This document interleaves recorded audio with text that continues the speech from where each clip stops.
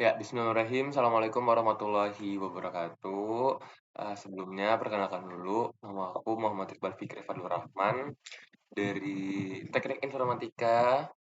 Aku dari Universitas Negeri Surabaya dengan NIK-nya 2305 1204 111. Nah, di kesempatan kali ini aku mendapat tugas nih. Tugasnya itu dari mata kuliah sistem operasi. Nah, tugasnya ngapain? Nah, tugasnya di sini aku suruh jelasin itu tentang sejarah komputer. Oke, tanpa berlama-lama lagi, langsung aja kita mulai ya. Ya, sip. Oke, masuk ke menu pertama. Nah, oke. Jadi sebenarnya sejarah sejarah dari komputer itu ada jauh sebelum Masehi sebenarnya ya. Eee, jadi aku bahas yang di sini tuh dari 3000 sampai 1500 sebelum Masehi. Nah, jadi itu ada tuh penggunaan perangkat mekanis sederhana seperti abakus. Nah, jadi komputer ini adalah aslinya itu mekanisme-mekanisme. Ya, cuma mungkin kalau sekarang tuh lebih canggih, tapi hakikatnya dasarnya itu udah menjadi suatu mekanis tuh udah terbuat itu dari dulu. Ya, seperti ini contohnya kayak abakus di budaya kunonya. Terus ada di tahun 1014, 1000 sorry, 1614 John Kepler menemukan batang hitung yang disebutnya Kepler Bones. Itu tuh merupakan prekursor dari perangkat perhitungan mekanis. Nah, jadi dulu masih mekanis, masih sendiri kan kalau udah sekarang udah canggih gitu. Di tahun 1642, Blaise Pascal itu menciptakan mesin hitung pertamanya. Itu dia disebutnya dengan nama Pascalin.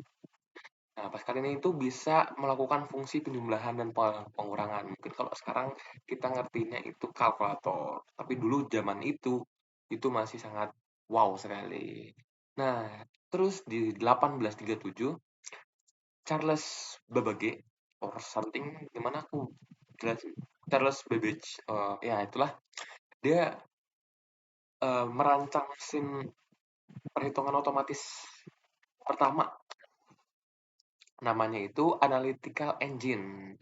Nah, itu sebagai nenek moyangnya aslinya ya, nenek moyang komputer modern. Nah, sampailah kita masuk ke dalam eee, masuk ke dalam generasi pertamanya. Jadi, generasi pertamanya itu ada di 1945 sampai 1955. Jadi itu awal mekanisme pengembangan komputasi elektronik itu menggantikan yang tadi nih, yang komputasi yang mekanik. Nah, jadi 1946 itu ada keluar namanya ENIAC. ENIAC itu singkatan dari Electronic Numerical Integrator and Computer. Nah, jadi di situ tuh adalah komputer elektronik pertama yang sepenuhnya fungsional dan bisa dioperasikan gitu deh. Nah, membahas lebih dalam lagi tentang ENIAC tadi, jadi pengembangan awalnya itu ada di Universitas Pennsylvania. Itu tapi kan dia kan keluarnya sekitar 1946. Nah, cuma dikembangkan itu di Pennsylvania, di Universitas Pennsylvania di tahun 1940-an. Nah, itu tuh dimulainya sekitar 1943. Nah, jadi si ENIAC itu mempunyai spesifikasi teknisnya itu adalah aslinya itu komputer tapi tabung berbentuk vakum besar yang dia tuh butuh ruang yang gede. Nah, itu dia terdiri sekitar 17.468 tabung vakum, 70.000 resistor, 10.000 kapasitor, dan sekitar 600 saklar. Berarti kebayang segede apa ya. Nah, meskipun kecepatannya jauh lambat daripada komputer modern, tapi NNK itu tetap menjadi batu loncatan besar lah dalam perkembangan komputasi pada masanya. Jadi tujuan pengembangannya ini, dia tuh digunakan untuk keperluan militer Perang Dunia Kedua. Khususnya itu biar dia ngitung lintasan artileri para pejuangnya. Nah, tapi kemampuan Enek nih itu tuh hitung cepat yang sebelum itu awal kan manual nih.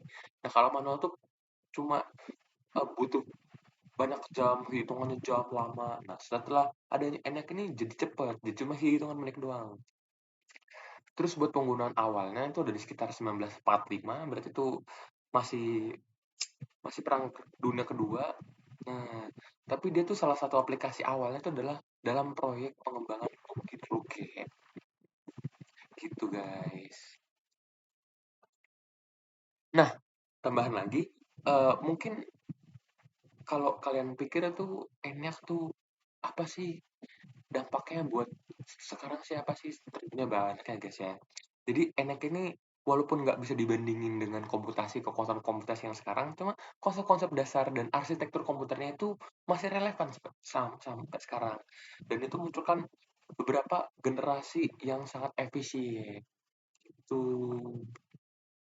Nah, oke, lanjutkan sekarang kita sudah bahas ENIAC nih.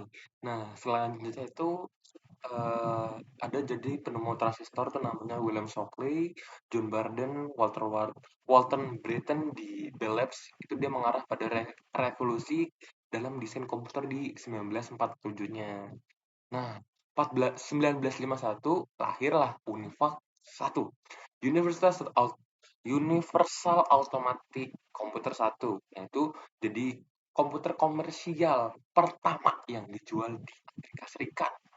Nah, 1958 Jack Kilby, or ya itulah, dari Texas Instrument memperkenalkan sirkuit terpadu pertama membuka jalan bagi komputer yang kecil yang lebih efisien. Nah, jadi di masa-masa sekarang, ini itu udah masuk ke generasi kedua sekitar. Ya kalau bisa di timeline 1959 sampai 1965. Jadi itu adalah uh, batch processing job sistemnya itu dikumpulkan dalam satu rangkaian kemudian dieksekusi secara berurutan. Lanjut kita masuk ke generasi ketiga nih. Sekitar 1965 sampai 1950-an nih. Sebenarnya dia tuh udah cukup bagus banget karena kita udah melihat tadi yang namanya UNIVAC ya, UNIVAC 1, Universal Automatic Komputer 1 yang udah dijual bebas di Amerika Serikat. Komputer pertamanya yang dijual bebas. Itu tuh banyak sekali melayani user interaktif sekaligus, terus dia udah multi programming dan multitasking, artinya dia bisa menjalankan banyak proses atau job sekaligus. Dan time sharingnya tuh memberikan layanan yang sangat cepat dan bergantian. Di saat ini uh, era komputerisasi itu tuh era komputasi itu udah sangat bagus banget ya teman-teman ya di masanya. Nah, uh, pada sekitar 1969 tuh muncul cikal bakal internet. Nah, itu pertama diluncurkan oleh Departemen Pertahanan Amerika Serikat. Ada yang tahu namanya? Ada yang tahu namanya? Ya, ARPANET. Oke, apakah kita mau membahas lebih dalam lagi tentang internet dan ARPANET di video kedua? Nah, uh, jadi itulah 1969 itu muncul ARPANET dan 1971 Intel memperkenalkan mikroprosesor pertamanya. Jadi Intel 4004 itu menjadi bagian dasar komputer pribadi modern. Jadi yang pertama kali adalah Intel ya guys ya. Nah, terus mulai ke sini nih Apple Computer yang didirikan oleh Steve Wozniak dan Ronald Wayne merupakan komputer pertamanya yang mereka ciptakan namanya Apple I. Itu deh. Jadi mula-mulanya di tahun 1976 ya, Apple ini. Dan berarti dari sekitar 1981 IBM itu kenalin IBM Personal Computer. Nah, menjadi standar de facto dalam industri komputer pribadinya 1989 itu udah Time Berners-Lee menciptakan namanya World Wide Web di CERN atau yang bisa kita kenal WWE. WWW, Triple W. Dan itu memulai era internet yang modern. Nah, jadi 1989 muncul namanya WWW. Dan itu mulai era internet modern. Nah, di sini tuh kita tuh udah masuk ke dalam generasi keempat ya teman-teman ya. Nah, terus 1981 Linus Torvalds itu mengumumkan pengembangan sistem operasi Linux-nya yang berkembang menjadi salah satu sistem operasi open source yang paling populer. Nah, jadi di sini kita sistem operasi Linux. Kan biasa teman-teman tahunya Windows. Nah, di sini ada lagi namanya Linux ya, teman-teman ya. Nah, dan sekitar 2007, Apple tuh mulai merilis iPhone-nya dan mengawali era komputasi seluler yang dominan. Itu di 2007 dan 2010-nya mulai perkembangan pesat dalam kecerdasan buatan, komputasi awan, cloud computing, komputer kuantum, dan menjadi sorotan utama di industri teknologi. Dan masa sekarang ini adalah sudah masuk ke dalam generasi kelima, Artificial Intelligence, AI. Yaitu komputer masih menggunakan teknologi yang namanya LSI, namun mempunyai banyak pengembangannya. Terus juga memiliki fitur yang sangat berkembang setiap tahunnya, semakin cepat dalam proses informasi, penyampaian informasi, dan komputer sekarang itu mungkin mempunyai kemampuan mendengar, berbicara, melihat, dan pastinya lebih canggih lah ketimbang yang dulu-dulu. Mungkin kalau sekarang mirip-mirip kayak manusia gitu ya. Oke, dari sini kita bisa ngebagi aja. Jadi yang pertama itu awal-awal mula komputasi yang zaman primitif dan mesin-mesin awal yang ditemukan. Terus mulai era elektronik yang dia itu dimulai pada tahun sekitar 1940-an dan sekitar mulai munculnya di ENIAC itu tadi yang dibuat di Pennsylvania. Dan revolusi personal komputer atau PC yang sekitar 1970-an. Jadi di masa itu udah muncul PC, sudah muncul revolusi desktop yang lebih baik dalam segi performa. Itu juga bisa digunakan dalam bidang bisnis, pendidikan, serta rumah tangga. Dan 1969 yang tadi muncul ARPANET menjadi era internet dan era komputasi seluler. Ya, komputasi seluler dan internet ini sangat gencar banget di masa kapan ini yang internet dan komputasi seluler. Dan perkembangan kini masa-masa kita sekarang teman-teman ya, itu ada AI, kecerdasan buatan, dan ada komputasi kuantum. Ya, oke. Dari sini kita dapat ambil kita kita dapat ambil pesan bahwa sebenarnya kita itu semuanya itu berkembang ya teman-teman ya. Jangan mau kalah. Karena apa? Di masa depan lagi komputer pasti bakal lebih canggih. Nah, justru kita yang harus berkembang. Kita jangan sampai diperbudak oleh komputer tersebut. Mungkin kita bisa gunakan kecerdasan kita bukan buat mengalahkan komputer, tapi lebih ke arah mengarahkan komputer dan kita bisa mengedukasi teman-teman kita lebih bijak lagi dalam menggunakan komputer tersebut karena bisa saja yang terlena bakal tergerus oleh komputer itu tersendiri karena sekarang sudah serem-serem teman-teman ya. Takut takut aja just in case kalian ada ribut sama komputer kan kita nggak ada yang tahu. Mungkin di 2000 sekian sekian sekian bakal ada bencana oleh komputer yang disebabkan.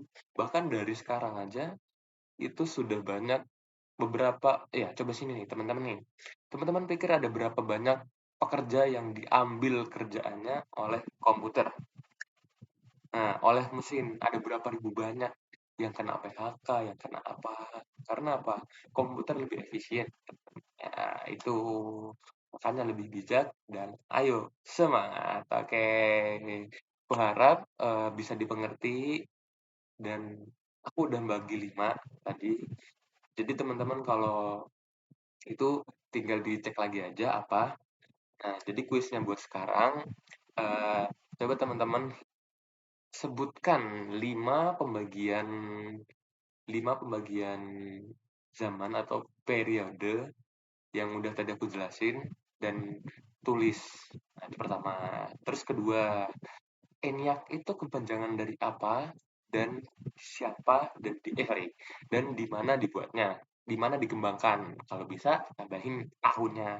Dan ketiga, nah karena kalian ini sangat penasaran dengan ARPANET, jadi teman-teman boleh isi di bawah itu apa itu ARPANET ya.